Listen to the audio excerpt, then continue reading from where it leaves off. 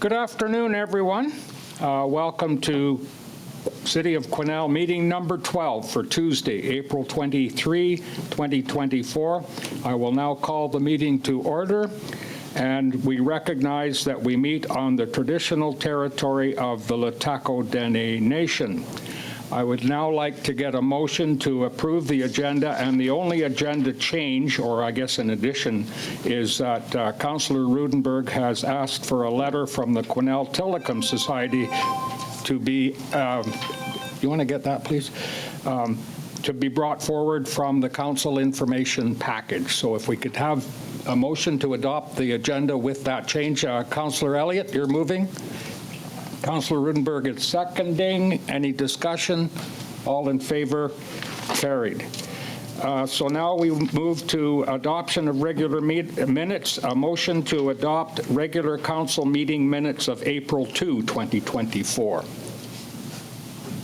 Councillor Rudenberg moved, seconded. Any discussion? All in favor? Opposed? Carried. And then to adopt the minutes of the regular council meeting held April 9, 2024. Councillor Goulet, Councillor Runge moved and seconded. Any discussion?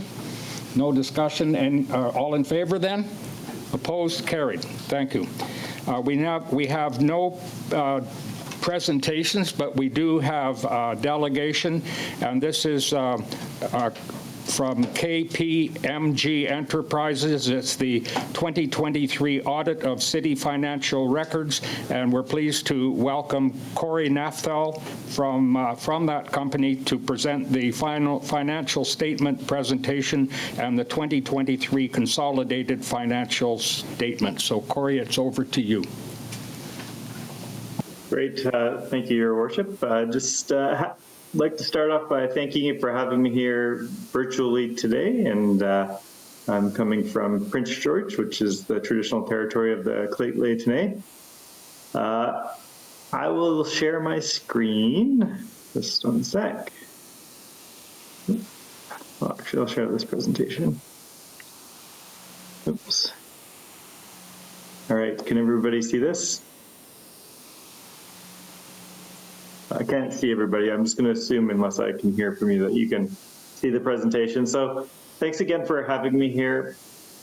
So my name's Corey Naphtali. I'm the audit partner in charge of the audit for the City of Quesnel for the year ended December 31st, 2023. And this presentation is really just a snapshot overview of our audit and the financial results for the year. So everything within this presentation is a summary of the financial statements as a whole, and it's really here, and I'm presenting here to assist you in your role of approving the financial statements, because they are the financial statements of the city. I'd also like to thank Carrie Bolton and the city staff for their help getting through the audit. It's always a lot of heavy lifting, and just appreciate all the assistance that we receive to get through this busy time of year. So a little bit of agenda. We'll talk about our audit report. We'll get into some of the consolidated financial statements, just the numbers. We'll look at some of the highlights in terms of just looking at things in a graphical representation, and then I'm happy to take any questions at the end of the presentation. So our auditors report. So as I noted, we are the auditors, and really our role is to come in and verify the financial statements and to issue a report on those financial statements, which essentially says that they are in accordance with Canadian public sector accounting standards. So our intention is to issue a clean audit opinion, which essentially is what you want to see as those with oversight of the audit process. And just a reminder, they are your financial statements, and this is our auditor's report, just to allow readers to rely on the financial statements when they're reading them. One key word here on this slide is independent, so we can confirm that we are independent from the city, and really that's an important responsibility as that allows us to issue our opinion without any undue influence. So So just taking us into the financial statements. So this is a high-level overview of financial statements, and we'll start at the statement of financial position. So the year end for the city is December 31st. So on this slide, you'll see the figures for 2023 and the figures for 2022. And this slide represents all of the financial assets of the city. And financial assets are those assets that are cash or will be settled in cash.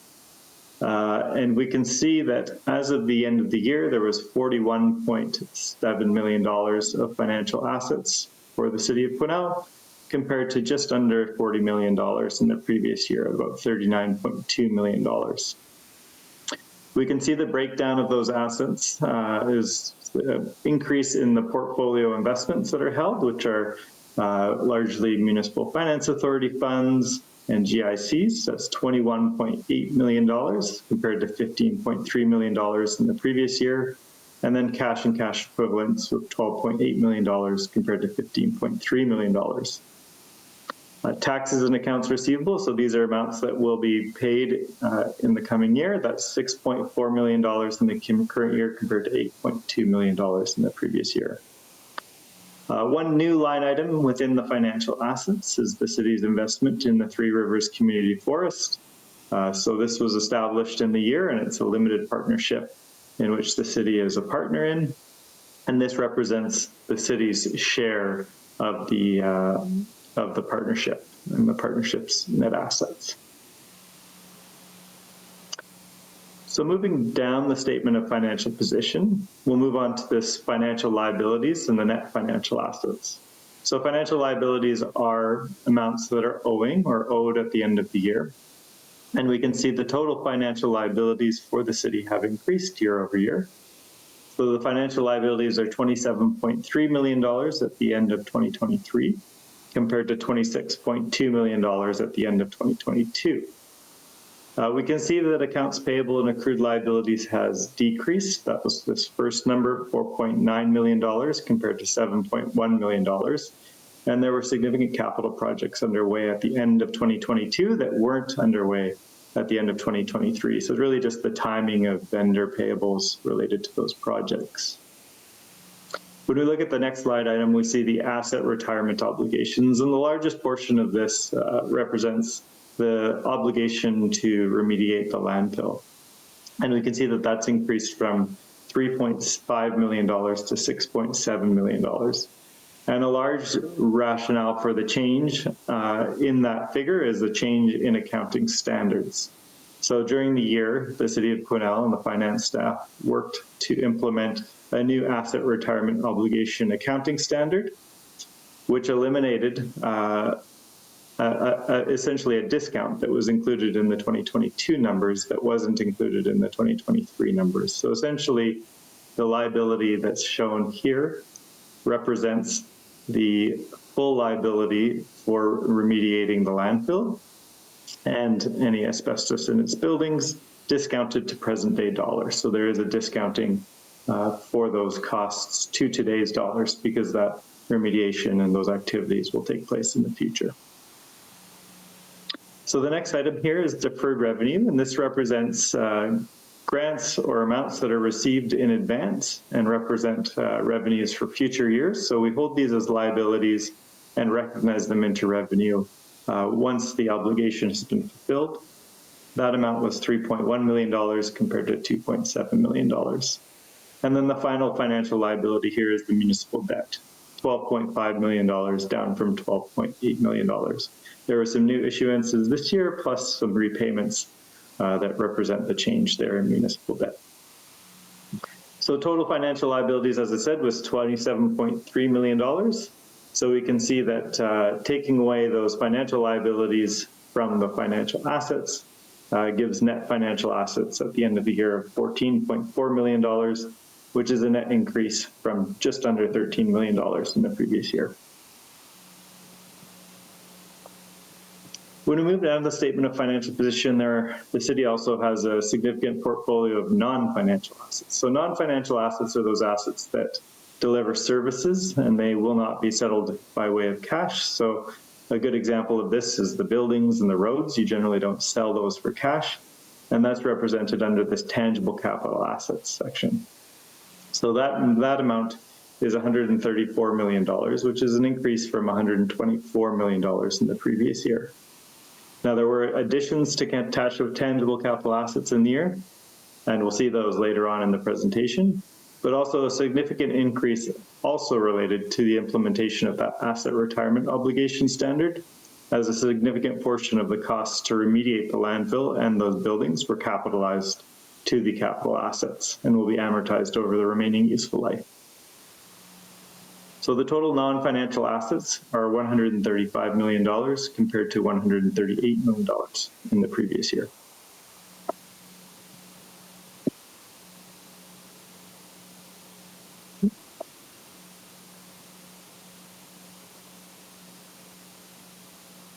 So moving down to the statement of operations and accumulated surplus. So this item has 3 columns, and you can see on the left you've got the budget, in the middle you've got 2023 actuals, and in the right you've got 2022 actuals. So we can see for the year of 2023, a budgeted revenue was $40.9 million. The actual revenue was $42.1 million. Compared to $44.4 million in the previous year. So a decrease in revenue, and we'll see the different categories later on in the highlights section. For the expenses, the budgeted expenses for the year were $31.8 million. Actual expenses were $30.9 million compared to $29 million in the previous year. There was also a small loss on sale of tangible capital assets of $387,000. And that was offset by a gain, or the income that was generated from that Three Rivers Community Forest investment, of $347,000. So the total surplus for the year was $11.2 million, which adds to the accumulated surplus of $138 million, giving an end-of-year surplus of $149 million.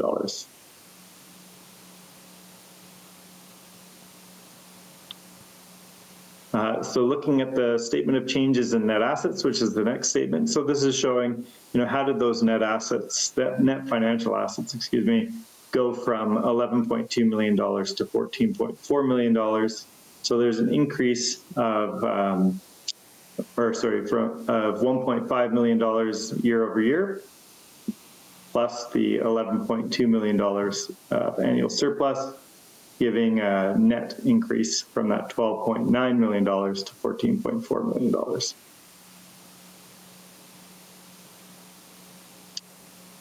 Okay, so just looking at the highlights. So the highlights just showing in graphical format the different sources of revenues from 2023 to 2022. And we can see largely the portions of the pie are similar. However, I'll note some key changes. You can see the biggest portion, the blue portion on the right, represents net taxation. That was $20.2 million in the previous year and $21.3 million in the current year. The other significant piece of the pie was that pink portion, which represents government grants. That was $15 million in 2022 compared to $10.9 million in 2023.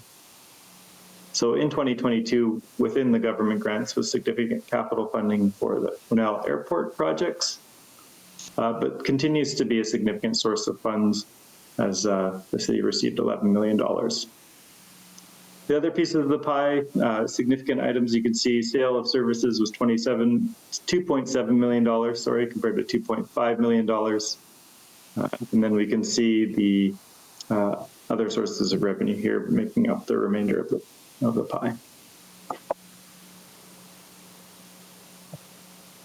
Looking down to the expenses, so these are by function. So we can see the green bars represent the 2022 figures, and the 2023 figures are represented by the blue bars. And we can see largely similar expense makeup year over year.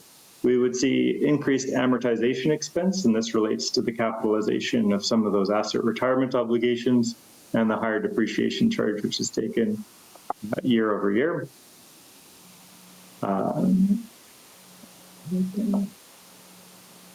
And then moving on to the tangible capital assets. So this is where we see the increase here on land improvements. This represents the capitalized asset retirement obligation item. We also see increases in the buildings. So some of the capital projects that were underway were moved from construction in progress to the buildings category. And then we see all of the other items. So 21 million in road infrastructure, 4.7 in machinery and equipment, 16 in water infrastructure, and 3.5 in sewer infrastructure. This continues on to drainage of $8.3 million, furniture, equipment, technology of $1 million, motor vehicles of 2.5, and here's that construction in progress. So these items aren't amortized until they're complete and put into use. And this was $5.3 million at the end of last year and $1.1 million at the end of this year. Looking at the accumulated surplus, so it's important to understand that a large majority of the accumulated surplus the city has, of that $150 million, is invested in intangible capital assets. The operating fund has increased from $5.4 million to $9.5 million, and a large portion of this would represent some of those accounting changes reflected in the asset retirement obligations. There are accumulated remeasurement losses of just over $300,000. That investment in the Three Rivers Community Forest, and then the statutory reserves, which are reserves that are set aside by council, of $25 million. And we'll see a breakdown of those on the next slide. So looking at the reserves, this is in thousands, so up kind of here is about $6 million. And we can see the reserves have increased year over year. A few have decreased. Some of the key items here, there is the Growing Communities Fund, which represented some funding that the city received that's held in reserve. It's $3.3 million and remained unspent at the end of the year. Oops, sorry, that was all of them. So I will open it up for questions. So I'm going to stop sharing my screen and see if you have any questions about the statements. Yes, thank you, Corey. Well done. I must say that it's very well laid out, and even for a rookie like me, it's very easy to understand. So thank you for that. I'll open the floor up to questions. Councillor Vick and then Councillor Rudenberg. Just a quick note to say thanks, Corey. It was great talking with you a week ago, and it looks very similar, so thank you. It should look very similar. Councillor Rudenberg.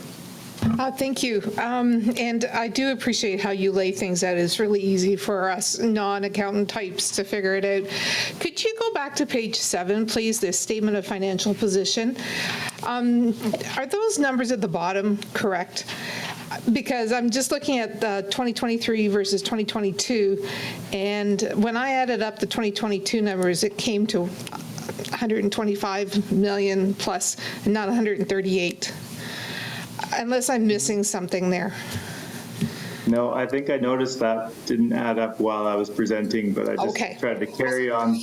I tried to carry on through, but yeah, this would be 124 plus 7. It would be just over 125 million. So okay, because I was just thinking that we were actually losing there, but we're not. So okay, thanks. Not that it makes a big difference in the entire report. I appreciate it. Excuse me. No, it just my eyes didn't. It wasn't adding up with my eyes. No, it didn't add up when I said it out loud either. But I just decided to power on through, and but you caught me. So my fingers were typing a little fast when I put that one together. So apologies. Okay, so Councillor Runge, thank you. Thanks, Corey. So no real questions about the report, just a couple questions if you could shed some light on it. So on slide number 6, my question is always, when we look at this, and I'm not sure if you're able to help us out with this, but relative to similar sized communities, are we in the range, in the ballpark, or are we way off on some of those numbers with regards to the net financial assets, you know, and or are we, you know, I know, I'm just thinking the same size community in possibly the Cariboo, you know, I'm just trying to feel how we are relative to other communities. Is there any way to check that out? And I think I almost ask that every year, but, you know, it's just, I want to see how we're doing relative to others. Yeah, and we had a little bit of conversation about that at the Financial Sustainability and Accounting Committee. And really, yeah, it's not included within this presentation and wouldn't necessarily be included as part of the audit. What I think was recommended and was maybe to find some of those comparator communities that you're interested in. And then within the public sector accounting standards, there are kind of financial metrics that you can review and use those as tools to compare. But oftentimes it'll come down to strategy and, decisions made by council in terms of how to fund its projects. So I think you can make comparators and I think it's a good to have that understanding of where you sit compared to your comparators, but ultimately financial statements are looking backwards and the decisions that you make are always looking forward. So understanding the financials in context of your financial plan and your financial outlook is important, and those metrics could be put aside. But I wouldn't make an off-the-cuff comment about the comparators without having those numbers in front of me, and that could be done as a separate project. Yeah, I think we should do that. I'd love to see that. I've got another question though that adds, and it actually goes, I guess, to your original report that you sent to FSAC, I guess, that I wasn't there, but I did read it a little bit. So my question is, are there any future significant risks and or accounting things, deficiencies that we should be as a council aware of? And it goes with all sorts of things, and it's not meant as anything against anybody in our organization, but do we have the right controls in place? Do we have to consider things into future years? Where would that show up in? Where would we as a council get that information? Aside, because the audit will just give us a snapshot of what's going on, but behind the scenes, there's all sorts of stuff happening that we may or may not know about as a council. Yeah, there's a couple points, and I think what you're trying to get at is, as a committee that governs an organization, your responsibility towards having a financial system and set of internal controls that produces accurate reports that you review more regularly than once a year. And I think that there's a few quality indicators that, I would highlight. So within that report that we produce to the committee, there is a requirement for auditors to identify within that report any significant deficiencies in internal control. So what that means is if we notice something throughout the audit that would be significant enough that we think that needs to be highlighted to the audit committee, then we will raise that within our report. So our audit isn't like a controls audit. However, we do have to understand the controls that are in place when we do our audit. So I think it's important that you understand that we're not reporting on the system of internal controls, right? So there's a limitation to how much we do. However, if we were to observe something in our field work, we would have to report it to you. The second piece, or maybe the second and third piece, the second piece is we will often issue a management letter to management, and we haven't issued any management letter points in the past. So that's an indicator of quality systems. And then the third piece would be whether we're reporting a number of audit adjustments within that report. And so if we're coming back to the committee and saying we came out to do the audit and we found 8 errors or 12 errors, that would be an indicator that the quality is lower. We generally don't find any errors, and there was only one error that we found quite late in the process this year, and it was highly immaterial, and so we proposed it to Harry and the team, and we decided to adjust it through next year. But really, those three things kind of put together are what you would use as those with oversight to kind of understand whether there's quality financial systems. So I hope that helps. Well, it does, and it actually, because it really does give us a fairly good, clean bill of health and says lots about our accounting department, which I'm really happy about. But as a council, because I think we're here now, I've been here 6 years, I'm not sure when is there a time or is there a suggestion to councils that we have a control audit sometime done? Or if everything is always looking good, can we assume that everything's perfect? Because ultimately we're saying yes to the X number of $1 million, right? And we just want to know that everything's okay. I don't know how to say this, without, because it's not a reflection on ours. I just don't want to get stuck in the future with something that happened that we should have known about, I guess is what I'm saying. I've never seen, and I've been on the finance committee also before, and I've never seen anything that makes me question how our departments are working. It's just, is it something that council should be doing? Yeah, no, I'm going to take your question and run with it again. And I think that what's an important thing to do is to understand from an enterprise perspective what the key risk areas are for the city. And generally, when you're doing kind of a risk overview as a board or a mayor and council, you'll look at both kind of the likelihood of an error and then the severity of that error, right? And then really where you want to focus in your efforts is on those items that end up being kind of high magnitude and higher likelihood. Those are kind of like your top risks, as those with governance. And that's where I would suggest you spend your money. So, instead of saying, let's just make sure we've got like the gold standard of internal controls within the finance department, it's understanding that there are a number of threats and risks to the city, and then trying to monitor those and essentially ensure you're having risk owners and people that are kind of monitoring that and making sure that it's not elevating, and that if you need to bring a risk down, that you're doing the right things in order to bring a risk down. So all that being said is, like, you could do that. But I think what I'm saying is I don't think that's probably your biggest risk. Thank you very much. I appreciate your clarification. Thank you for that. That was an interesting dialogue. So any further questions from the council table?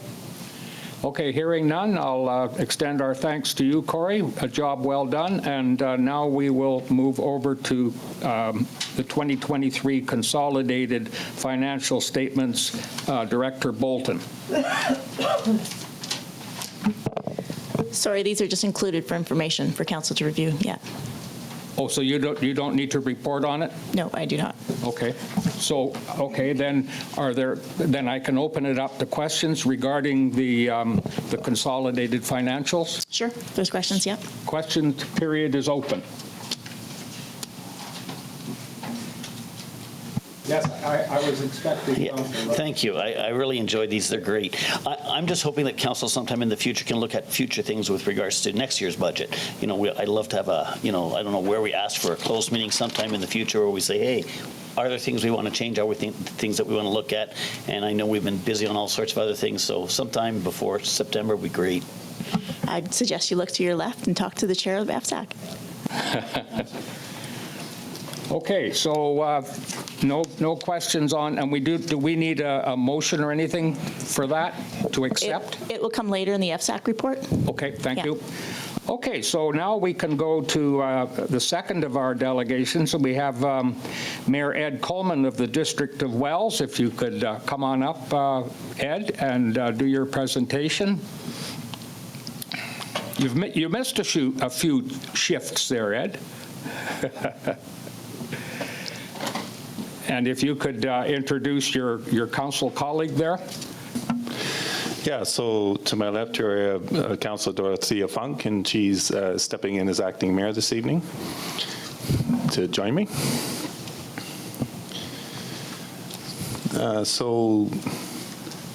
Is it possible to put the package up?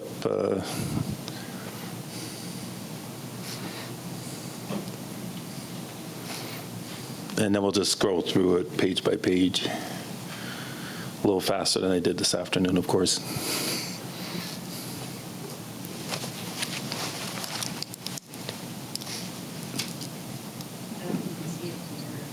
Oh, is that right? Okay.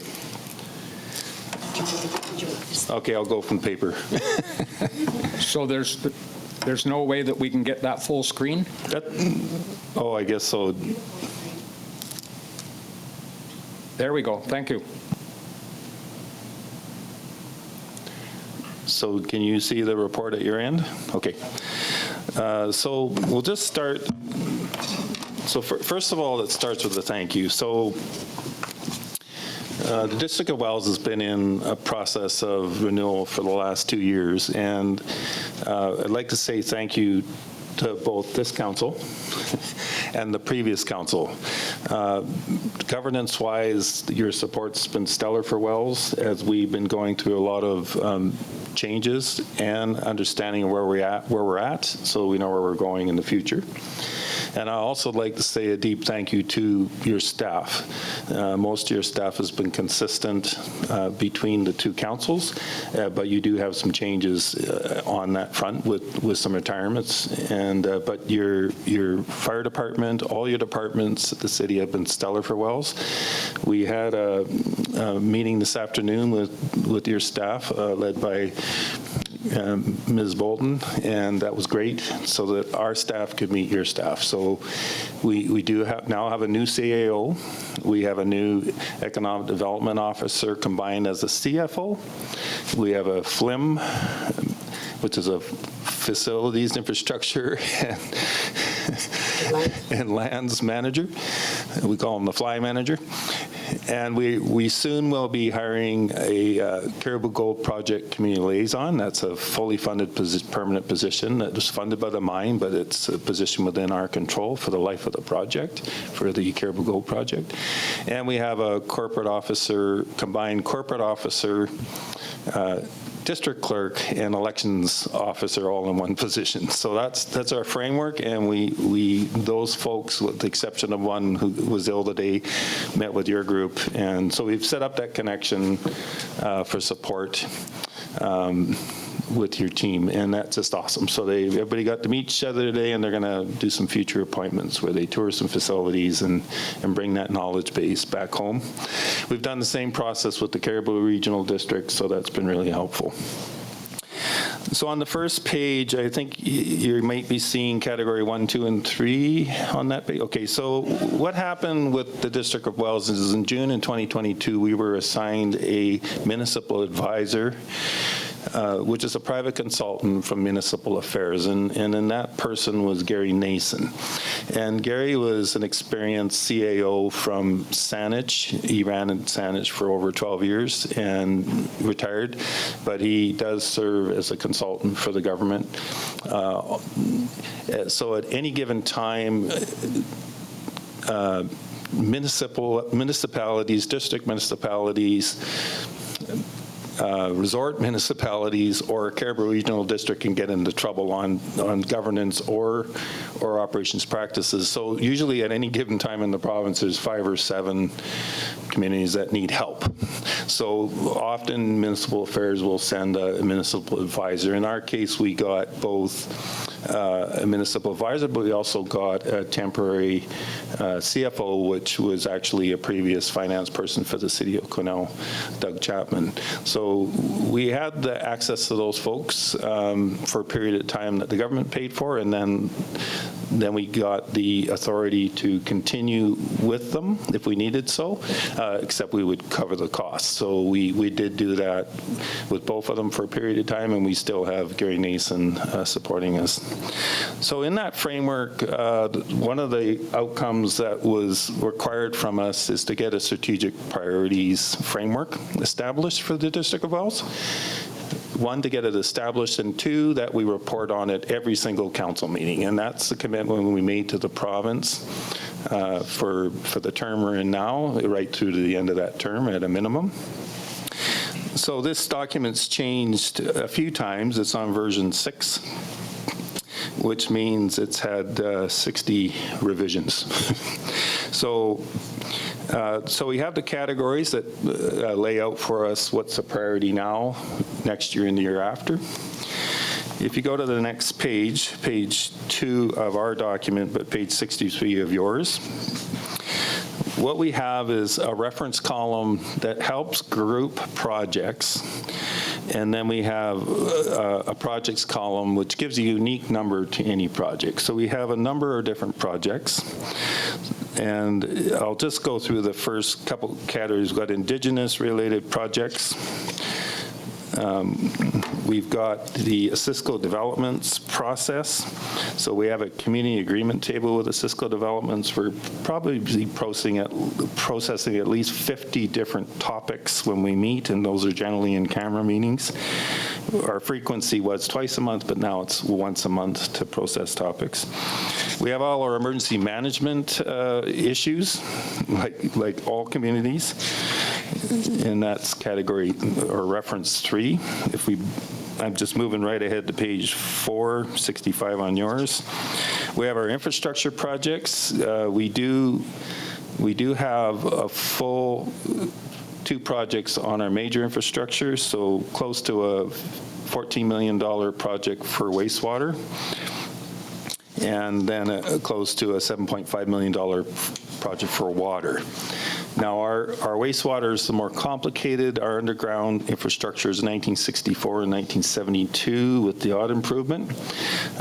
So we have to deal with our collection system, and we have to deal with our treatment system. But we do have a full force plan on that, and we're making good progress on that. On water, with the Cariboo Gold project, we have, as part of the environmental assessment agreement, or sorry, environmental certificate agreement, we will be getting a new water system, so new wells, a new plant, and that's estimated about $7.5 million. Our current problem with our water now is we have had it upgraded, but we still have community buildings and citizens that have pipes that have lead soldering, so we get backward contamination. So we do provide bottled water for cooking and consumption, or we encourage people to put on a lead prevention item on their taps. So that process is working for us for now, but eventually we'll get all that dealt with. Then we have this category 5, which is basically our housing, our economics, and there are a number of different projects. So we have a number of different projects in that category. And that goes on to the end of page 7, your page 68. Then to end the document, we have appendices, one appendix for what we've completed. Our largest project completed is our 50 by 100 outdoor log structure ice rink, which has been successful. We call it our outdoor center. And we were hoping to acquire on Zamboni L100, which is $18,000, and you put it on the back of a tractor, but you fill it up, and it actually does the whole 50 by 100 rink. Not to the level of the Zambonis you folks have to maintain, but hey, we're looking forward to that. And then we have, what we did find is we wanted to separate operations from projects, all the other projects. So we created a category called P044. So all our smaller operations related projects, we kind of companion them in Appendix B. We have been doing, wherever we can, major investments in our facilities, and we're going to continue to do that to bring them up to snuff. And we've got multiple partners helping us out on that. Finally, on page 10, part of the agreement with the province was to get a risk assessments grid. And there are other communities that have done these grids, but we did a lot of work with municipal affairs and our liaisons to come up with this particular grid to get it all on one page. So fundamentally, we looked at the major functions to see where we were at on risk level, what were immediate costs. There's an immediate cost column, and that's what we're working on right now in all these categories. And then there's the plan or deferred costs. I mean, a good example for you is your landfill. That's a major cost for you at some point to replace it or mine it, I guess, or whatever you need to do with it. But so that's an example of what we're trying to look ahead for too. Our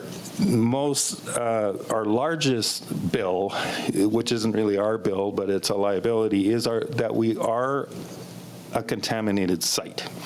So the mining that goes back to the 1800s, starting with Loughy Creek, where they were doing hydraulic mining, sent all sorts of material down, and the main enemy is arsenic.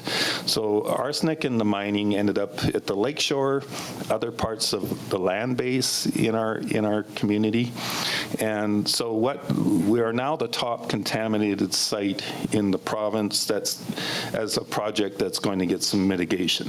So right now we're just finishing a cycle of $1.5 million worth of tests on everything. Lake water, fish, all sorts of drilling and soil samples throughout the whole community. And some areas are not, there's no contamination, other areas they're suspected, and other areas they are contaminated. So all that's been assessed. Then there will be a mitigation plan. So Cisco Developments has taken on part of that challenge by putting up a bond estimated at $70 million. So when they're finished their project, in the long run, they will reclamate the land that they're using, which is already contaminated to various degrees. Then there's an area that is contaminated that's not part of that project. It's just there from the historical mining. So that's estimated at $75 million in the long haul to mitigate. So the main thing right now is to understand the characteristics of it and then move forward. So for example, the lake has had 1,000 tests and the water is fine. But if someone goes to the shoreline and disturbs it, the water will not be fine on that shoreline because of the arsenic and other metals and potentially other settled contaminants. So we're very optimistic, because this is the biggest risk we had to identify, that we're going to have excellent solutions. So basically the world intelligence on how to mitigate what we have is going to be applied to our community. And we're looking forward to that over the next 5 to 10 years. So we will have what we call regulated data from the Ministry of Environment, hopefully before the end of this year. And once we have that, then they'll start making the decisions on how to mitigate. Right now, for example, we can't use our ballpark for pup tents. And until we get the regulated data to understand exactly what parts of the ballpark have different contaminants, until we get that data, we can't really do anything. So it's closed. But the optimistic part is we'll get the data to tell us what's going on there, and potentially we'll either get that ballpark replaced somewhere else, or there will be some potential to start using it again with some mitigation, as a concrete example. So we did do this commitment for the risk assessment. We completed it. And overall, we're really optimistic on where Wells is going to go. We do have the industry investments on all the sectors, mainly forestry and mining. And the tourism sector, although it hit a little bit of bump with COVID and some of the other worldwide activities, but we're very optimistic that it's going to be healthy going forward. We're also very optimistic on the power that will eventually come our way, because that is a stopgap right now. There's some things we can't do because we don't have power. So we will get the power eventually, and that will help Wells, Barkerville, and Bowron Lakes in the long run. So that's a quick update, and iterating again, a deep thank you for the governance support and the operations support. And then over to Councillor Funk for any contributory words as part of that. Well, you're a hard act to follow, Mayor Coleman, but anyway, yeah, I want to just underline the things he has said, and I did mention this afternoon to the staff, so bear with me, but I want to go back to 1998. Well, it was actually before that. I had been in Wells for a few years, years, and during the mid-90s, we were looking at whether Wells could become its own municipality. We were at the time an improvement district with the Cariboo Regional District. Some of you may remember that. But then studies were done, and we took, I think, a bit of a leap of faith that we could become our own municipality. And that happened then, I think the inaugural meeting was in June of 1998, so we're coming up to 26 years. And even back then, we had the support of the City of Quesnel. I believe it was Doug Rattan who was the city manager at the time and did work for the District of Wells for a while, was on loan then. I wasn't on council then, but I remember that. So that's been, I think, well, you know, I was away from Wells for a few years before coming back in 2016, but it's my understanding, you know, this has been a thread through those 28 years where we've been able to rely on the support of the City of Quesnel. So I'll just underline that. Thanks. And in terms of, well, I just want to say in terms of the contaminated sites, it has to be mentioned, and it sounds kind of scary, but Wells is still a good place to visit. You know, so we carry on our lives and recreate, except a few areas which are now off limits. Not everybody obeys the signs, but for the most part, they do. And then also in terms of things like in the tourism sector, which was hit, and that includes the Arts Wells Festival, which I know, well, it's become a province-wide festival, and that is organized by Island Mountain Arts. It's been on hiatus, I think, for 3 years now. It is coming back this summer. It will be on a smaller scale with a more limited number of attendants. So if you want to get your Arts Wells tickets, you better do it sooner rather than later. So I'll just mention that and put a plug in for that as well. Thanks. Okay, so through to the chair, if there are any questions, we're willing to answer them for you. Thank you, Ed and Dorothea. I'll open it up now to questions from council. Councillor McKelvey, are you going to ask a question? Yeah, I am. Thank you, Chair. Thank you. Mayor Coleman, you mentioned that the remediation was, there was $70 million. Was that industry that was putting up that money for that? Or I'm sorry, I missed it, so. Sure, to clarify, so Cisco Developments that has the Cariboo Gold project, as part of their bonding and their agreement with their environmental assessment certificate, they put up a bond for $70 million, roughly, to, when they're done their project, because they're building on a contaminated site, when they're done and they roll up the carpet, then they will reclimate where they were. Now that could be 15 years from now or it could be 45 years from now, but that bond sits that because they're occupying a contaminated site, when they're done, they will reclimate it. Now, outside of their jurisdiction, their area, the remainder of the contamination that needs to be addressed on the lakeshore, other parts of the land base, a lot of it's not in downtown where we are, it's up in the hillsides. And so that it's still the Ministry of Forests has a legislative, legal responsibility to reclimate that to some degree. So that is identified at about $75 million. So the combined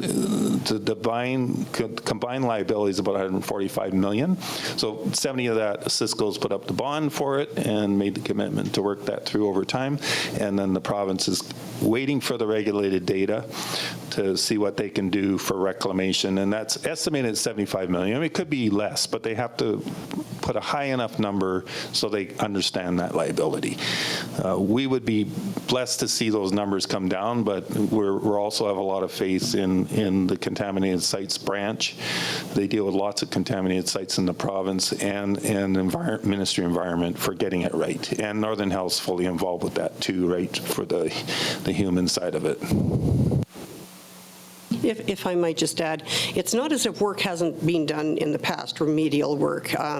It's my, you know, because for instance, the ball diamonds that are just off the highway to the left-hand side as you come into Wells, those were dealt with a number of years ago, I think in the 1990s, and there was a lot of fill put on them. But it's my understanding maybe that the standards have changed and so on. So I will be interested to see what they come up with, for instance, on those ball diamonds where, there was a lot of fill that was already put on. But anyway, it's necessary work, and it's being picked up by somebody else, so that's good. Okay, Councillor Elliott? Thank you, Chair. Thanks for the report and your presentation, very extensive. I miss your reports from before, Ed, with all the columns, so now we get to see it again. Just for clarity on the lake, and I attest to that Wells is a great place, and this is something that's been ongoing for a long time, and it's good to identify it and move forward. But on the lake, you said that the water's fine, and I'm sure it is, but there's still arsenic at the bottom, right? Like there's still a limit on amount of fish that you should eat. So what's going to be helpful is the regulated data, but the early results is all the water tests are positive. Like we're not seeing a lot of disturbance in the lake so that you get the waterborne contaminants. The fish have been tested. We haven't seen those preliminary results, but again, like by the end of, probably by August, September, we'll see all the regulated data that gives us the accuracy. The risk at the lake, and that's why we've had to close the lakeshore, and so as a Cisco, is if you disturb that lakeshore where you've got arsenic is the worst enemy, you get that waterborne, that really can create some chemical disturbance that you don't want. So that's why we had to close the lakeshore last year. And we directed people down to the other access points, which are fine, where there's no risk there. It's just that, you look at Google Earth and you see all these interesting colors along the lakeshore there, and that's what's going on. And it's mainly arsenic. And the problem with Lougheed Creek is it brings arsenic down constantly. And that goes back to the 1800s when they were basically hosing the mountains down. So in the report, I saw that money was being put into the community hall. Has that changed? I mean, there was a fire issue before. Has that been updated? Or is it we're still kind of at the same? Community halls all up to snuff, electrical and fire-wise. The main investments we've done there is HVAC, so we got it up to COVID levels, so all the furnace systems have been replaced, so we have good air in there now. And then the other investment that occurred is we redid the gym floor. If we didn't redo the gym floor in the community hall, we would have lost it, but it's original maple, and there's no bird's eye in it. It's clear maple. To find that today would be almost impossible. So that got redone. So that was $50,000, including all the stripes and 3 really strong coats. So next there is a wheelchair accessible washroom on the main floor and redoing the basement washrooms and some other things like that in the kitchen. Those are all manageable. And we did also put in a health clinic with Northern Health. We took a better area for them because the nurse practitioner and her staff come out once a month for appointments, and so we have a nice health center there now for them to operate out of once a month, and when they're not there, we use the meeting space outside of that. So, and that was fur flooring, and that all got redone as well. So as an example, all our facilities, we're trying to do a little bit at each place to make it safer, better, including the fire hall, the old 1935 fire hall, and our school building as well. Awesome, thanks, Ed. That's great news. Yeah, it's a little bit unfortunate about the campground, but once again, at least that the ball fields, that that there is a challenge there, and hopefully, because that's a big thing for Arts Wells as well, right, with everybody camping there. I'm excited about Arts Wells. I'm maybe going to be running security for it again this year. So, and the last question that I have, Ed, is, and I didn't see it in here, have you had any conversations with the province about possibly opening up the Purdon Lake Road again? Yes, we have that identified as a routes project. So we are submitting for the routes investment with UBCM.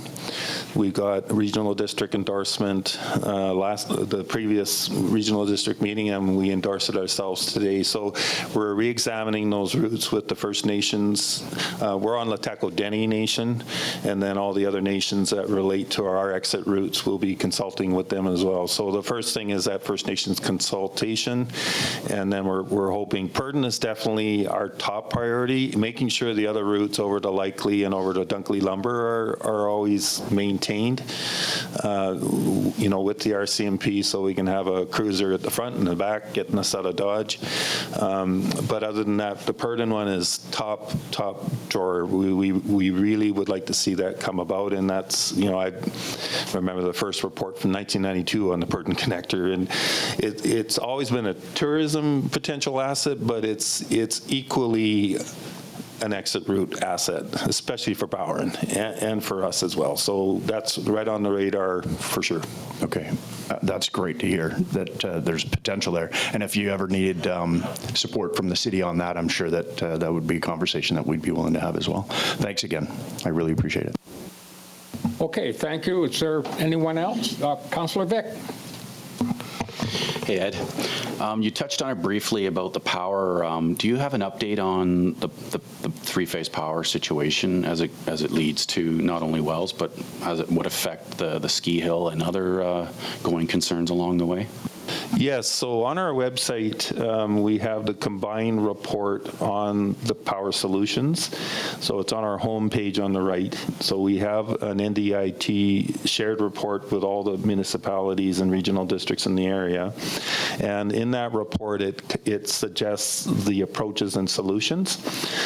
Fundamentally, back in '96, when I investigated it for Barkerville, it was a $9 million solution. Today's price is $20 million, and that's to bring three-phase power all the way up the highway. Now, obviously, with the mine investment, what we're experiencing, and the report suggests that, is the power line that's going to go from Barlow Creek substation to Wells is a high voltage line, but there is the potential for an Indigenous partnership to convert that power anywhere along the line.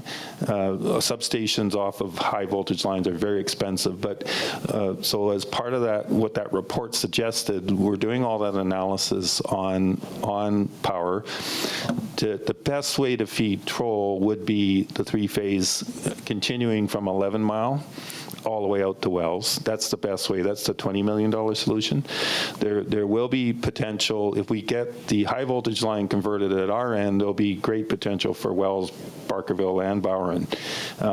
But even if you did the $20 million solution, you'd be able to help Wells, Barkerville, and Bowron. So, but the report reflects all that. It's a really good, well-done report. It's went through all the expertise, the carbon savings, if you took the right approach, and the solutions on how to move forward. So basically, what we are told by Hydro, if we have something we can't power up, by law, they have to upgrade the power. And we're very close to that. We're very close with the future investments, just the regular investments, whether it's housing or smaller boutique hotels or other investments, whether it's affordable housing or housing, period, because we're a resort-based remote community. So generally, you'll see resort-based communities expand over time, over the decades. So we're almost out of power. So they'll have to provide power if we can't get it. So we just have to prove an investment doesn't have power, and then they have to start acting on that three-phase line, the $20 million solution. Outside of that, there's a lot of good, positive work around how to work with that high voltage line to see where we can get power. But Troll could be a backfeed, but you need an expensive substation to drop down the Troll on a high power line. Its best economy is to come up the highway with the three-phase, for sure. And the report kind of speaks to that kind of stuff. Okay, thank you. Any further questions from council? Okay, Ed, Dorothea, thank you. Great presentation, and we'll see you down the trail. I'll be out there. All right, thank you very much for your time tonight. Okay, so we have no items arising from previous special closed meetings. We have no unfinished business. But now moving into committee reports, I'll go to Councillor Runge to report on the March 13 Accessibility Committee meeting. Thank you. All right, so we'll start with the Accessibility Committee meeting update. And we met on March 13th, and the Accessibility Committee discussed the creation of a site or an area where the accessibility engagement information can be hosted for the community to see. We talked about the platform Let's Connect Quesnel. It will be explored as one of the solutions for this hosting area, as well as a survey to help information about accessibility from the community. So at that time, we also agreed to set a special open meeting, and it was really to discuss the Accessibility Week, which runs from May 25th to June 1st, and how the committee can connect with the community about issues at that time, and also gain information and to promote the survey and our action plan creation to the community. So that meeting is on Thursday. So our action was really just we directed staff to start draft an accessibility plan, the Let's Connect page, and survey to bring those drafts back to the next committee meeting on June 12th. And I hope I had everything else right. Oh, and then that the accessibility directed staff to set a date for a special open meeting in late April and early May. So now I'm questioning myself a little bit. But anyway, I had April 25th as a meeting date, and we have roundtable discussions every meeting with the Accessibility Committee, and we have a parking lot, and that's where we put issues that pop up because we have a lot of different community members there, and we just can't get through everything all the time. So if there's issues, we park them in the parking lot, we start looking at them, and hopefully they'll be incorporated into the accessibility plan in the future. That's it for the Accessibility Committee. Okay, any questions from council before we move along? Thank you, Councillor Runge. Okay, the next report, Councillor Runge, and that is the Policy and Bylaw Committee meeting update. That was from the April 11 meeting. Yeah, thank you very much. And as you guys can see, I got it in pretty quick. It was a long meeting. We discussed small-scale multi-housing, and our fine director of development services, Tanya Turner, provided us with updates about the impact and implications of small-scale multi-housing unit policy that is being required by the province. And so this policy currently affects about 1,975 parcels within the city. Staff is going to continue to review the policy amendments by the province, and we agreed that the building type should remain flexible as not to restrict building forms and to permit choice and diversity in building types across the city. And just to speed up the meeting, there were no recommendations. Thank you. Okay, thank you, Councillor Runge. Any questions from the council table? Seeing none then, I will move now to Councillor Vic to present a little report on financial sustainability and audit committee meeting update from April 17. Thank you, Mr. Mayor. Just a little report. So the big item for our meeting was obviously the audit from KPMG. As stated by Corey, it was a clean audit, and I thank them all for their, not only KPMG, but obviously Carrie and team have done a phenomenal job as always, so thank you. Couple highlights from that. Obviously, Corey touched on it a little bit. There was one, it sounds ominous, called a misstated item, but really it's the booking of our franchise fees we earn from Fortis Gas. That's adjustment. Normally we would take that income in the next year because that's when we frankly get the fee from Fortis. But as stated by Corey, that will be booked in the year that the franchise fee occurs, which would be in the prior year. So that's going to be adjusted going forward in the current year and will be corrected in 2024 for 2023. One of the biggest changes that we saw this year with our statements is obviously how we're treating the landfill. In previous reporting standards, the retirement obligation for the landfill was allocated based on how much of that landfill has been used and how much is left. and this is no longer the case. The entire obligation of the cost of closure is now put into our statements, which is a significant increase to the liability. The other change sees asset retirement obligations charged against equity intangible assets rather than against surplus, as the cost of future asset obligations are capitalized. And I've got a recommendation to follow the report regarding that audit report. The Finance, Sustainability and Audit Committee reviewed the 5-year financial plan for the final time this year, and we've made no amendments. And we have a recommendation below for reference only. And then lastly, we talked about the tax rate bylaw. Again, we've had all of our budgets, operations, and capital budgets go through. So this is the end result, which is the tax rate bylaw. And there's a recommendation for reference only as well. So we'll get right to that. So the first recommendation that the Finance, Sustainability and Audit Committee recommends to Council approval of the City of Quesnel 2023 financial statements for the year ended December 31st, 2023. And I would move that recommendation. Okay, thank you. And Councillor Elliott is seconding. Any discussion? All in favor? Carried. Thank you. And then the recommendation.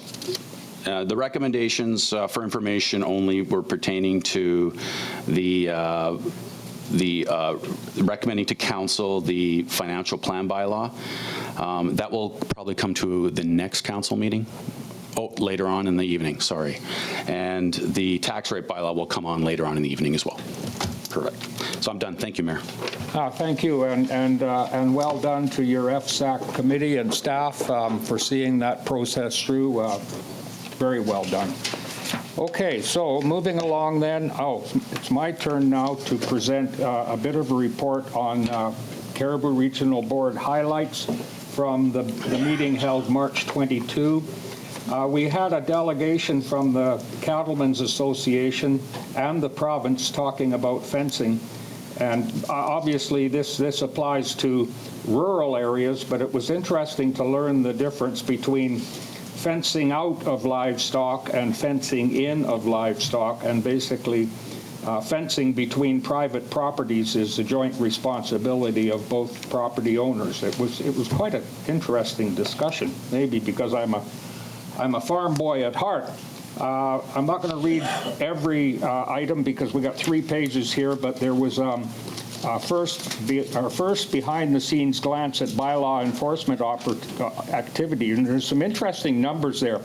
The CRD's bylaw officer is currently handling over 300 active files at various stages of enforcement, investigation, and litigation, including over 25,000 kilometers traveled and 73 individual contacts for the purpose of compliance and enforcement. There was discussion on dangerous dog bylaw, and the heading is that the dangerous dog bylaw gets impounded because they were discussing a possible dangerous dog bylaw, and currently the regional district directs concerns about dangerous dogs issues to the RCMP. At this time, the regional district will not be pursuing a dangerous dog enforcement service. It will be engaging with the RCMP on how to better coordinate enforcement and support their use of current community charter powers. On recreation and management agreements, they were adopted between the City of Williams Lake and the District of 100 Mile House. The board reaffirmed its commitment to reconciliation, and the board will be, and they probably already have sent a formal communication to LHTAKO DENE Nation's Chief and Council, reaffirming its commitment to the principles of reconciliation with First Nations and other Indigenous governing bodies. That concludes my report. Is there any questions? Okay, seeing none then, we will now move to city staff reports. And the first report is Admin Report 60/24, Bylaws 1960 and 61, City of Quesnel Financial Plan Bylaw and City of Quesnel Tax Rate Bylaw. Director Bolton to report. Thank you. The purpose of this report is to seek the first three readings of the City of Quesnel 5-year financial plan bylaw 2024 to 2028 and the City of Quesnel's tax rate bylaw. The Financial Sustainability and Audit Committee has reviewed both these bylaws and recommends them to Council. So the financial plan was built based on Council's strategic initiatives and feedback from the public on both the operating budget and the 5-year capital budget that have already been approved by Council. This year, no funds will be required through the snow levy as part of the part of the surplus from 2023 was used to top up the snow reserve. So the 5-year financial plan now includes the allocations from surplus 2023 that were approved by Council and the approved uses and the capital carry forwards from 2023. So the average resident in Quesnel, valued at $354,656, will see an increase of $63.45 in the municipal tax portion of their property tax invoice, or $17.89 per 100,000 of assessment. A commercial business will see an increase of $84.62 per 100,000 of assessment. And this year, we actually received all the other taxing authorities much earlier than we normally do. So I do have a summary included that shows all the tax rates and the total amount for a residential person. So if you look at it for the average house of $354,656, total property taxes for all types of taxes will go up approximately $106 before the homeowner grant. And so the recommendations are that Council proceed with the first three readings of the City of Quesnel Financial Plan Bylaw, No. 1960 of 2024, and then that Council proceed with the first three readings of the City of Quesnel Tax Rates Bylaw, No. 1961 of 2024. Okay, thank you. On the recommendation, let's get a motion on the table. Councillor Elliott, Councillor Vic, and this is for first, second, third of bylaw number 1960. Is there any discussion on that before I call the question? Seeing none then, all in favor? Opposed? Carried. So the next one is a motion to move first, second, and third reading to bylaw number 1961. Mover? Councillor McKelvey, seconded Councillor Vic. Any discussion? Okay, all in favor? Opposed? Carried. Thank you. Good work, everyone. Mission accomplished. The next item is Admin Report 54/24, Alec Fraser Park Society Management Agreement. I'm going to go to Director Norburn to report on this one. Thank you. The purpose of this report is to obtain council approval to enter into an agreement with the Cariboo Regional District and the Alex Fraser Park Society for the management of the Alex Fraser Park. The current agreement for the management of the Alex Fraser Park expired December 31st, 2023, but has been renewed on a month-to-month basis until the terms of a new agreement are negotiated. The proposed agreement was approved by the North Cariboo Joint Advisory Committee at its meeting on March 12th, with the recommendation that the agreement be approved by Quesnel City Council and the Cariboo Regional District Board. So this is just that direction from the Joint Committee coming to Council as well as the Cariboo Regional District Board. And the recommendation is that Council enter into the attached 5-year agreement with the Cariboo Regional District and the Alex Fraser Park Society for the management of Alex Fraser Park, and that the Mayor and Corporate Administrator be authorized to execute such documentation as required to complete the agreement. Okay, thank you for that. Mover to get it on the table. Councillor McKelvey, Councillor Rudenberg, any discussion? All in favor? Opposed? Carried. Thank you for that. Now we go to Admin Report 61-20/24, BC Games Summary. Manager Reid to report. Thank you. The purpose of this report is to provide Council with an overview of the impact of the BC Winter Games in Quesnel. The LHTAKO Quesnel 2024 BC Winter Games was held February 22nd to 25th, 2024. There were up to 3,000 people in Quesnel during the games. We don't have a good tally on that. We did have over 1,200 people volunteering for the games, with many taking on multiple shifts and some taking on multiple roles. Leading up to the games, a number of improvements were made to local facilities and clubs, including Troll Ski Resort, Hallis Lake with their permanent biathlon range and other trail improvements, the Quesnel Gymnastics Club, the Curling Club, the Arts and Rec Center, Troll Freestyle Club, which was a new club established with support from Freestyle BC, and then the LHTAKO Karate Club and Kokoro Judo Club both received mats. Those clubs aren't located in Quesnel, but they stepped up because we didn't have local clubs to support the games. All of those projects received funding through the Powering Potential Fund, which comes from surpluses of previous games, and some projects like the Troll Ski Resort and Hallis Lake received additional grant funding from other sources. The Winter Games Society anticipates that there will be a legacy fund as the result of generous cash and in-kind donations, which will stay in the community. In total, there were about $263,000 in in-kind donations and over $270,000 in cash donations. The actual legacy fund has not been tallied yet, but will be announced soon. Following the games, we completed 2 surveys, one of local businesses. From that survey, we had 64 businesses responding, and it was a mix of business owners, managers, and employees who actually responded to the surveys. But 98.5% of all businesses indicated that they knew about the games weeks or months in advance of the games. Nobody said that they didn't know that the games were happening. 64.1% said that they were prepared or over-prepared for the games. 42.2% of businesses indicated they were busier than normal in February during the games. 85.9% of businesses indicated that whether or not they were directly benefiting from the games, they supported hosting large tournaments and events that draw visitors to the community.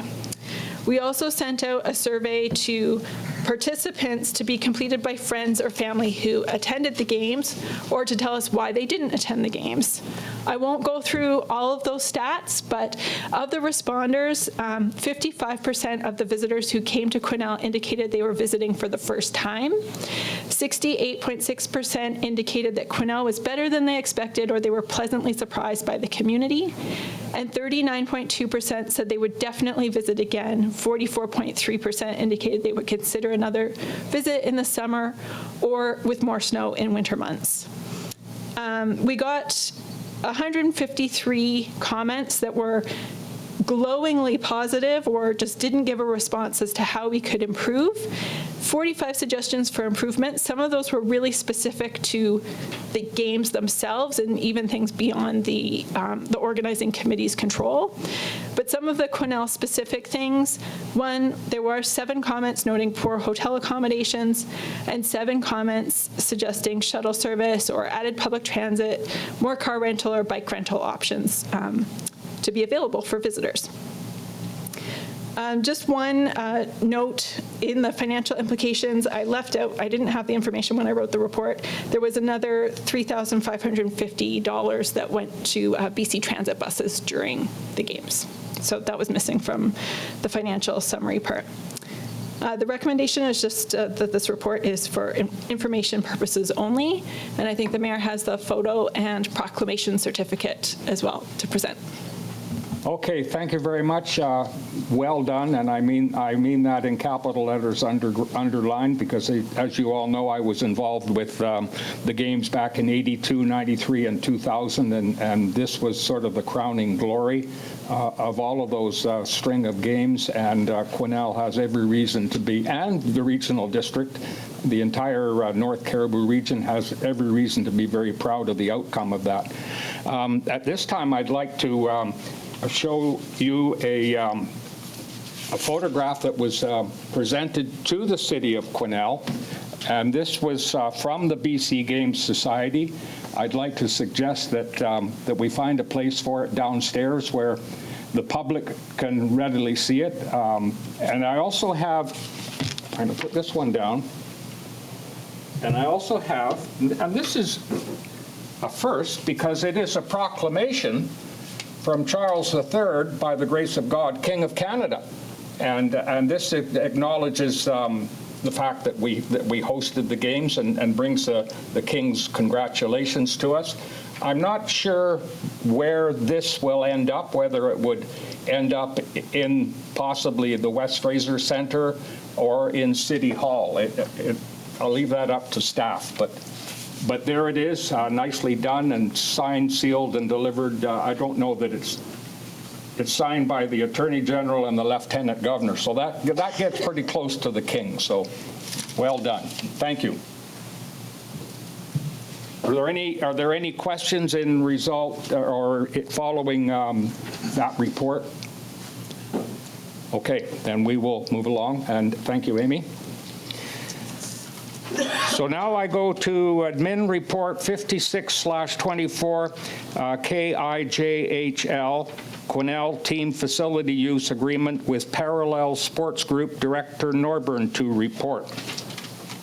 Yes, thank you. Similar to the previous report, the purpose of this report is to obtain council approval as the manager of the North Cariboo Recreation and Park Service to enter into an agreement with Parallel Sports Group, owners of a KIJHL junior hockey team, for their use of the West Fraser Centre.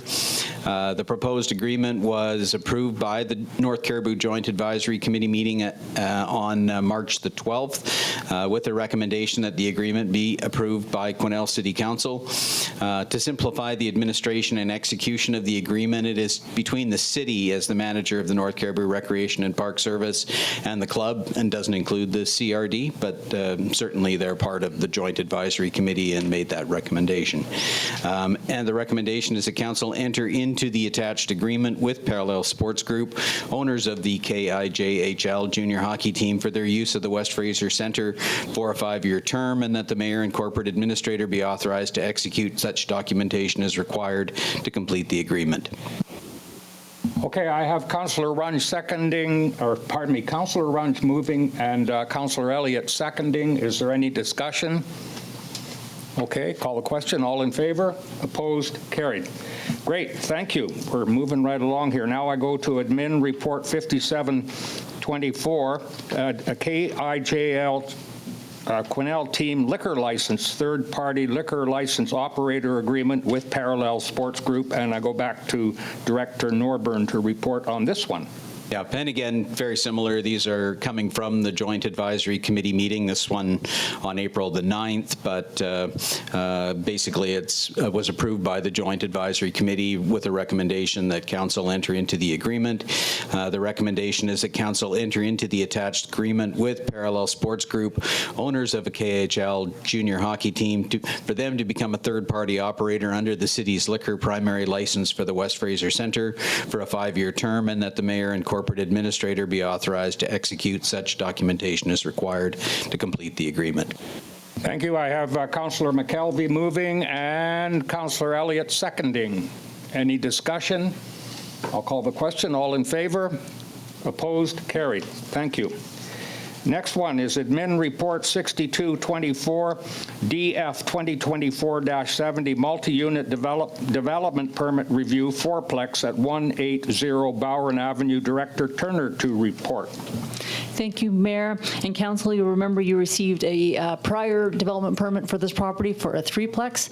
I'll move into the background just to give some context. The applicant had previously applied for that 3-story stacked triplex on this property, which was approved by Council. The developer has since received feedback from the clients that ground level access to units would be preferred.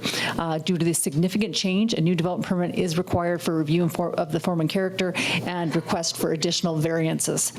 The applicant is proposing to build a 2-story 4-plex dwelling on a vacant lot on the corner of Bowron Avenue and Reid Street. The 4-plex would face Bowron, and all units would be accessed from the ground floor. Vehicle access and parking will be via the lane. However, the vehicle maneuvering will be conducted on site. A covered parking area is proposed. The property at one time was owned together with a neighboring lot where there used to be a vehicle access.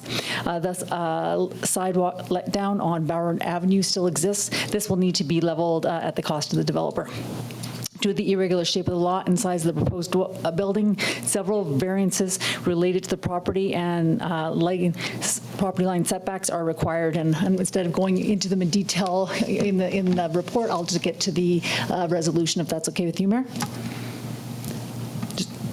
Okay, so we have a recommendation. Would you like me to read out the recommendation? Yeah.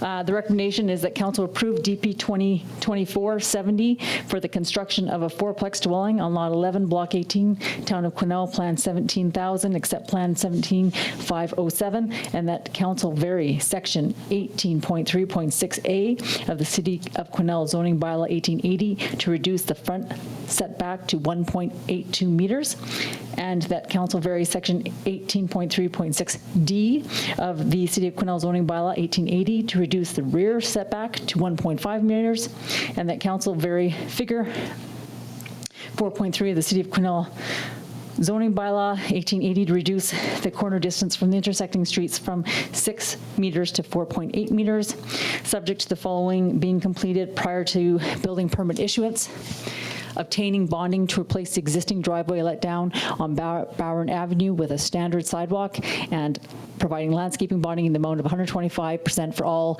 hard and soft landscaping. Okay, so on the recommendation, Councillor Rudenberg, Councillor Vic, is there any discussion? Councillor Runge. Thank you. So I guess my question has to be with regards to the variances and sightlines. And this is where I think you're the pro, so I'll let you speak to those. Thank you. Thank you. Yes, and these are fairly generous, setbacks, or not generous. They're but if you actually look on site, they aren't that uncomparable to surrounding lots actually. And we did have several staff, including Public Works, Director of Capital Works, and Planning staff, go out and review and look to see where the building would sit, and determine that the sight lines would still be sufficient. Okay, Councillor Vic. Thank you, Mr. Mayor. Just a small detail, Tanya. It's the Capital Works is just making mention of the retaining wall. I suppose they're doing that so that doesn't end up being a city cost. Is that why that's being so overtly mentioned in the report?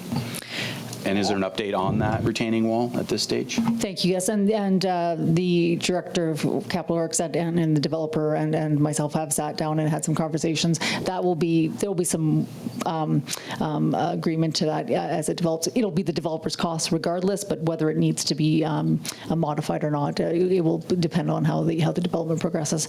I think it was just wanted to be put in here that it would be required to be the developer to make those changes at their cost. Okay, thank you. Any further questions? We have a mover and seconder, don't we? Yeah, so I will call the question. All in favor? Opposed? Carried. Thank you, Council. Now I'm going to admin report 59/24 Northern Development Initiative Trust Grant Application Marketing Initiatives. Manager Reid to report. Thank you. The purpose of this report is to receive council support for an application to an NDIT Marketing Initiatives Grant Program. The City of Quesnel has recently received provincial funding for a number of economic development projects. Included in this project list is a new online community profile, which will pull statistics from other online sources as a resource for investors, development of an email distribution list for local business to better communicate with the business community, and a new Welcome to Quesnel guide aimed at newcomers to Quesnel. By leveraging Northern Development funding, we'll be able to raise awareness about these new tools, better serving the business community, newcomers to Quesnel, and potential investors. So the recommendation is that Quesnel City Council supports an application from the City of Quesnel to the Northern Development Initiative Trust Marketing Initiatives Grant for the Economic Development Communication Tools Promotion Project. Okay, there you have your recommendation. Councillor Elliott is moving and Councillor Vic is seconding. Is there any discussion? I'll call the question. All in favor? Opposed? Carried. Thank you for that. Now we're going to admin report 58/24 Lawn Bowling Building and Grounds Director Norburn to report. Thank you. The purpose of this report is to seek direction from council regarding the future of the lawn bowling building and grounds. In the fall of 2023, the Lawn Bowling Club advised the city that it was folding and that they were terminating their license of occupation for the lawn bowling facility in West Fraser Timber Park. Staff issued an expression of interest to provide an opportunity for any nonprofit organization to indicate an interest in leasing the space. 9 organizations responded to that expression of interest. The responding responding organizations were then invited to submit a proposal. 5 organizations responded by the March 1st deadline. Interviews were held by staff with the organizations who responded. Staff evaluated the proposals based on selected criteria, which is noted in the report. And using that scoring criteria, the highest rated proposal was the combined proposal of the Baker Creek Enhancement Society, the Pet Safe Coalition, and the King Dog Club. The Baker Creek Enhancement Society was established in 1994, and they've had a license of occupation for the upstairs portion of the field house in West Fraser Timber Park since 2002. Relocating the Nature Education Center to the lawn bowling facility will enable the organization to expand its community outreach and education programs with a larger, higher profile, more accessible space. The Baker Creek Enhancement Society have staff that will be working out of the facility year-round, up to 5 days a week, offering programs and education to schools and the general public, which will provide an increased visible presence in the park. The Baker Creek Enhancement Society has partnered with 2 other groups whose use will be limited primarily to weekday evenings and weekend use, while the Baker Creek Enhancement Society anticipates most of its use will be weekday daytime use. The Baker Creek Enhancement Society indicates that they are also willing to work with other organizations or the public who require space in the park for events and tournaments, which is something they have done for many years with the space they currently have a license of occupation for in the field house, notably for ball tournaments and that sort of thing. This will allow the facility to be used for events like pickleball tournaments, the school district cross-country running meet, or other similar events that are held in the park.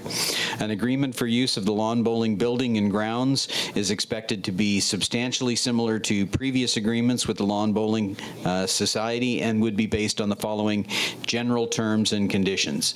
The Baker Creek Enhancement Society would be the primary tenant, with a clause that acknowledges the partnership and shared use of the building with the King Dog Club and the Pet Safe Coalition.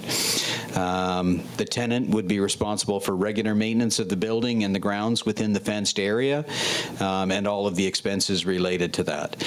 The tenant would be responsible for utility costs for the building, or basically any operating costs related to the building.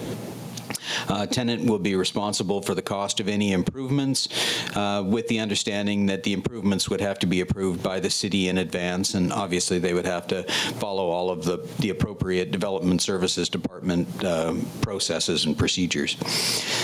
No rent would be charged to the tenant, and the tenant would be required to accommodate other users hosting events in the park.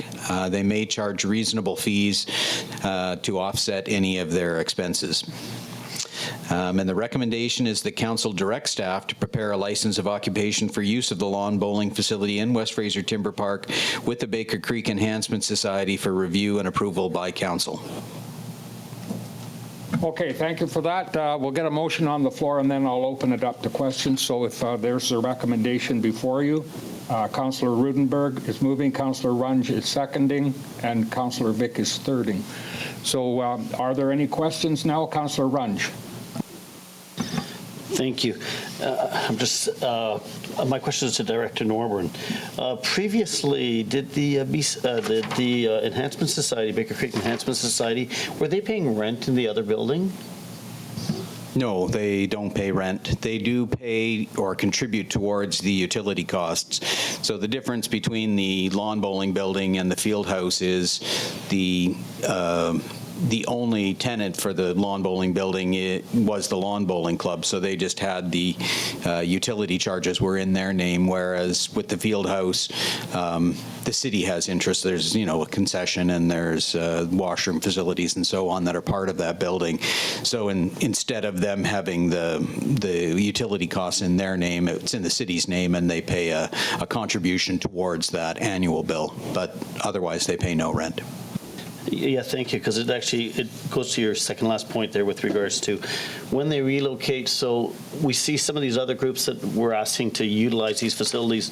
They have now the possibility of going into the building that will be vacated if this goes forward.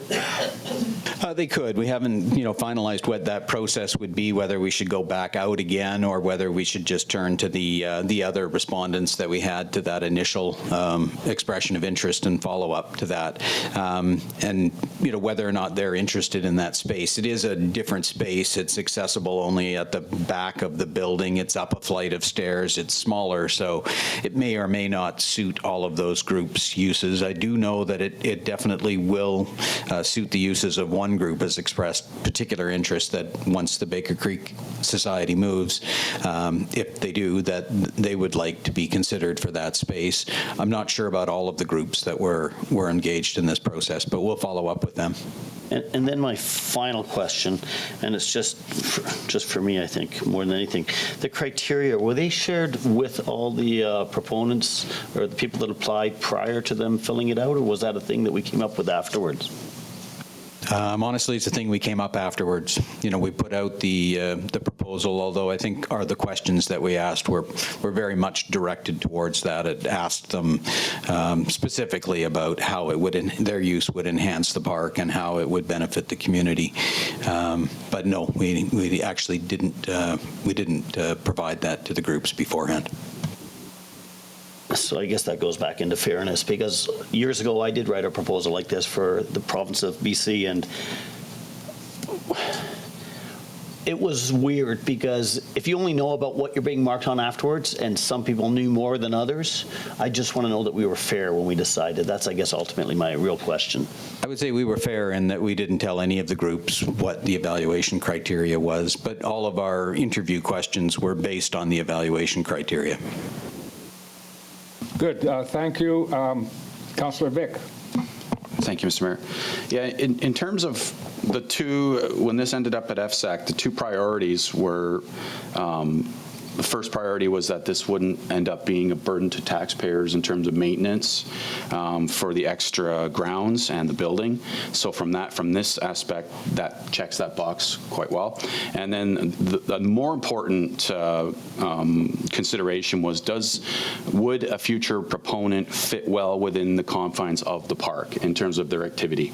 And I would say that a tremendous partnership between those three organizations, the Dog Club and Baker Creek Enhancement, that's a great partnership that well utilizes the space and fits well within the West Fraser Timber Park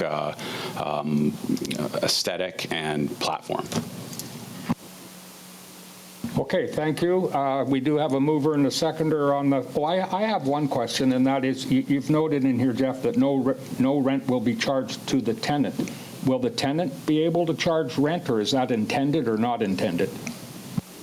We put in, for events, I think mostly just charge reasonable fees to recover their costs. So I think the three partners, because we did interview them and ask them questions about how they saw that relationship working, I think that the Baker Creek Enhancement Society wouldn't be charging the other two groups because all three of them would be participating in maintaining the property.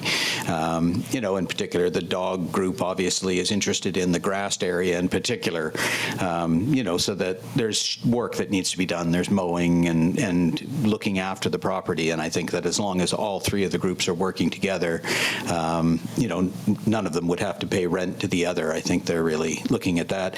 If they have events, I envision that there would be language that would allow for them to charge a fee if there was significant expenses. But again, we're dealing with the Baker Creek Enhancement Society, who have a long history of using space in the field house, and they've always provided that space at no charge to the ball groups when they have tournaments and things like that. So I don't think they would be looking for, anything. And then we always have the opportunity to intervene as the city if there's, if we feel that they're being unfair in how they're treating a group. Yeah, I certainly don't see a problem with the three groups collectively charging a nominal fee for an event such as, I don't know what it would be, but I'm sure they'll work it out. So we do have a mover and seconder, so now I'll call the question. All in favor? Opposed? Carried. Thank you. Okay, the next one is Admin Report 55/24, BC Transit Annual Operating Agreement, Director Norburn to report. Thank you. The purpose of this report is to obtain council approval to enter into the 2024-2025, obviously missing a zero there, annual operating agreement with BC Transit for the provision of conventional and custom service. So the city has a transit service agreement, or what they call a TSA, with BC Transit that provides the basis for transit services. So it's like we used to call it the master agreement. And each year the city and BC Transit enter into an annual operating agreement, or an AOA, that confirms the annual budget, service levels, and the cost structure for the transit system. So it's like an annual agreement that, feeds into the larger master agreement, or the TSA. BC Transit is now billing local government partners based on actual expenditures instead of based on budget. The final Safe Restart funding contributions provided to local government to offset lost revenues due to COVID were allocated in 2023-2024 fiscal year. So all of that funding that we had been receiving is now, is no more. So we're on our own. The recommendation is that council approves entering into the 2024-25 annual operating agreement for Quesnel Transit with BC Transit, and that the mayor and corporate administrator be authorized to execute such documentation as required to complete the agreement. Okay, there you have the recommendation, Council. I'm going to go to Councillor McKelvey for that for a mover, and Councillor Runge for a seconder. Sure. Okay. So any discussion? Councillor Runge. Thank you. My question once again is directed to Director Norburn. Given we had COVID and COVID funding for the busing, how do these numbers relate to prior to that? So 2018, 2019, are we in line with inflation, or are we is it significantly higher than pre-COVID? Because we had all the funding from the government for a few years. Maybe it actually has to go to Director Bolton. Like, how are these numbers relative to previous years? Sure. We did look at it during budget time, because I presented the 2018 to the 2024, and you could see that had inflation and COVID not happened, we were on the trend.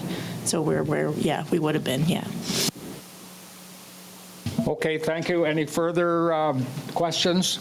So now call the question on the resolution. All in favor? Opposed? Carried. So that concludes staff reports. Now we go to council information package, and Councillor Rudenberg has asked that council information package item number 2 be brought forward from the Quesnel Tillicum Society. Letter received from April 11th from the Quesnel Tillicum Society and Native Friendship Center. We're currently in negotiations with the Canadian Museum of Human Rights to bring the witness blanket into our community in 2025 or 2026. The witness blanket is a large-scale work of art that was inspired by the idea of a woven blanket. It consists of hundreds of replicated items that have been reclaimed from residential schools and put into shadow boxes to be put on display. These items have come from churches, government buildings, traditional and cultural structures from across Canada. Each object tells a specific story about the survivors' experience during their time in residential school. Together, they depict the grim history of residential schools that operated within Canada for over 100 years. The reason I'm writing this letter is because, as an association, we're looking for community partners to assist in making this project. Our main objective is to help bring a better sense of knowledge and understanding of residential schools and the generational effects it had on many of our Indigenous people within our community, in conjunction with Truth and Reconciliation. Okay, thank you. I'm just wondering what is the ask here? Go ahead, Councillor Rudenberg. Thank you. I was going to look to Councillor Goulet. I know he has a few other points. He was talking to a couple of councillors about this. This isn't coming until 2025. The point why I brought this forward was, at some point in time, I'm sure there's some kind of a committee or whatever that will be working on this.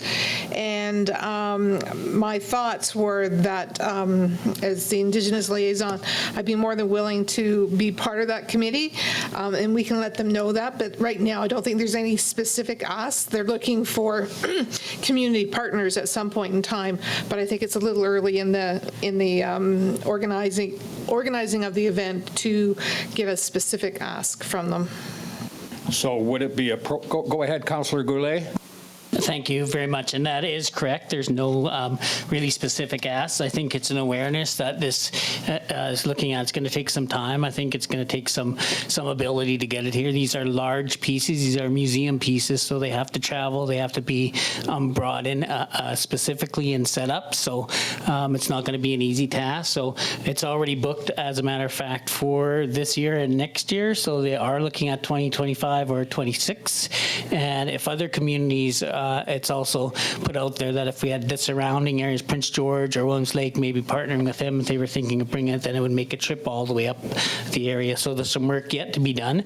I think it was just getting it out there that we are looking at a possibility of this coming to Quesnel, and we may ask for, or the organization may ask for a request at some time, whether it be, setting this thing up, because it is fairly huge.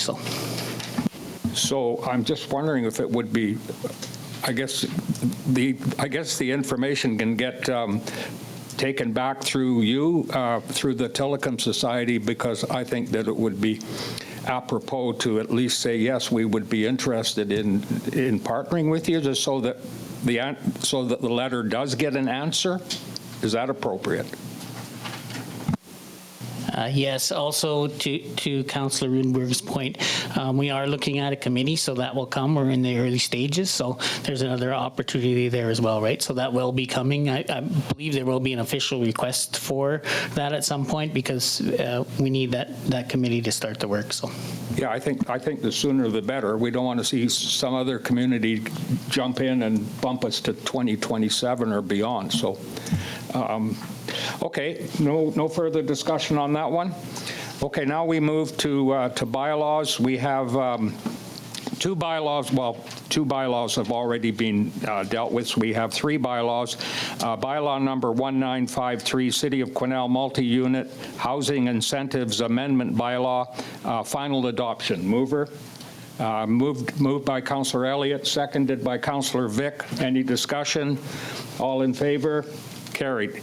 The next one is bylaw number 1957, City of Quesnel Official Community Plan Amendment Bylaw 1957 for 668 Doherty Drive, third reading. Mover, Councillor McKelvey, Councillor Rudenberg. Any discussion? All in favor? Carried.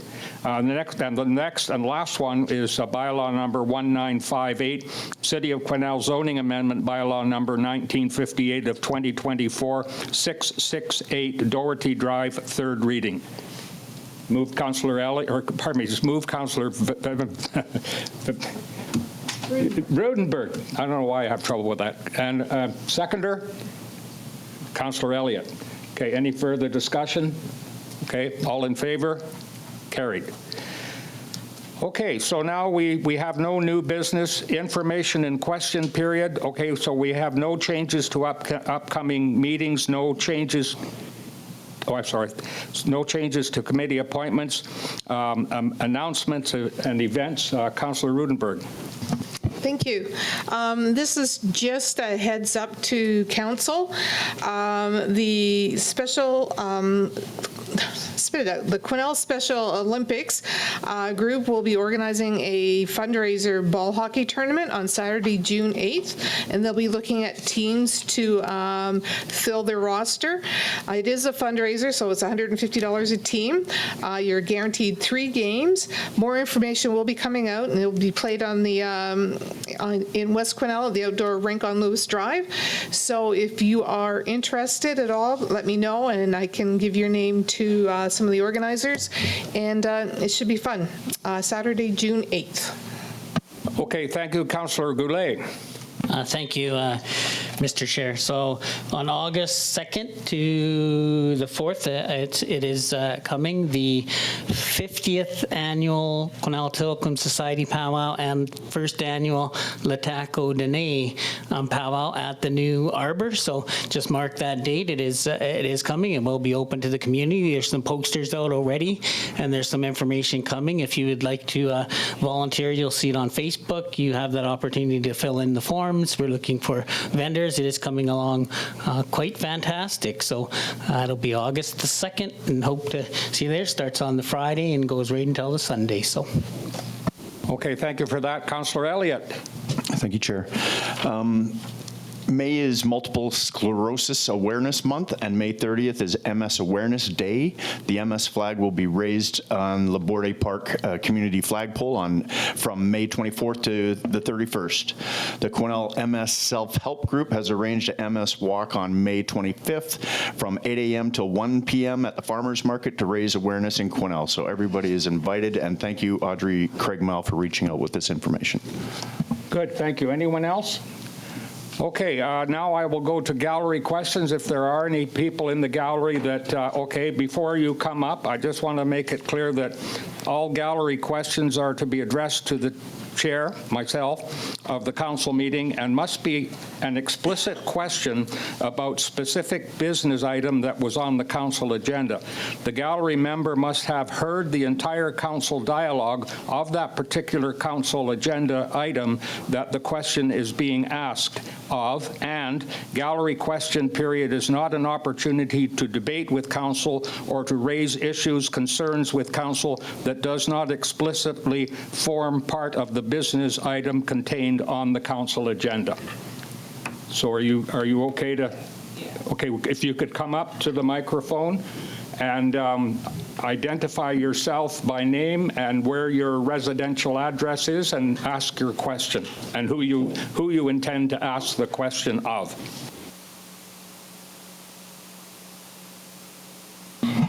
How about now? My name's Patty Collodi. I live in Quesnel. My question is for you, Mayor. Item J1, you were giving the highlights of the CRD board meeting. What was the conversation that prompted you folks to, if I understood correctly, reaffirm the memorandum of understanding with LHTAKO DENE? How did that come about at that meeting? I believe it is because of, sorry, I believe, and I'm not absolutely certain, but I believe it came out of the situation that we have ongoing. And I voted in favor of that resolution. Did you have anything additional to add at that meeting than you have at the meetings here? No, I did not. Okay. Thank you. Thank you.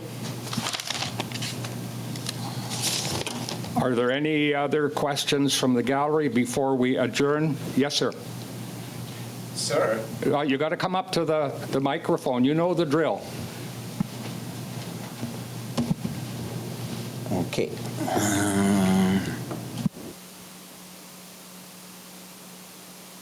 Okay, was on. Okay, Steve Smith, 348 Vaughan Street. I'm a realtor in Quesnel. I'd just like to refer a question, something onto tonight's agenda, in reference to Icon Homes development on the corner of Reid and Bowron. I've been watching this property for a couple of years now. They bought it a few years ago. It's in regards to the trees. If I come up here, it's a tree or a bird. Okay, so the willows that are on that property. Okay, I don't know if you can hear me. Sorry. The willows that are on the property. Do we have any enforcement or protection of those trees?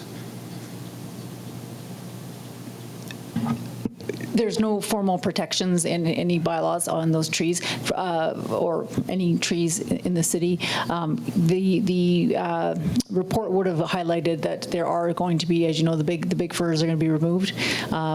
They are going to retain whatever trees that they can to retain natural vegetation and landscaping, but it'll be reduced to those couple of willows, I believe, because the development's going to take a good chunk of the property. Okay, so the willows are going, is that? There's not all that are going, but there might have to be some that'll come out as it develops, right? Because it's, you understand trees I know you do very well. So in terms of they'll monitor what roots need to be impacted. Okay, thank you, Tanya. This is a roundabout question, is actually getting back to, and Tanya knows I've been talking the last couple of years, Quesnel does not have a tree bylaw. It's probably the only municipality in British Columbia that doesn't have one. Williams Lake renewed theirs last year. 100 Mile, Prince George's had one for years. There's nothing for developers here when they do, and I'm all for development. We need the housing. Scott's done the housing. We need development. We need rentals. We need everything. When are we going to get a tree bylaw? Thank you. I'm going to cut you off there because that's not the question, but that is good advice that we will take. So we'll leave it at that. Thank you. Okay, are there any more questions from the gallery? Okay, hearing none, then I would entertain a motion to adjourn. Councillor Vic, Councillor Rudenberg, all in favor? Carried.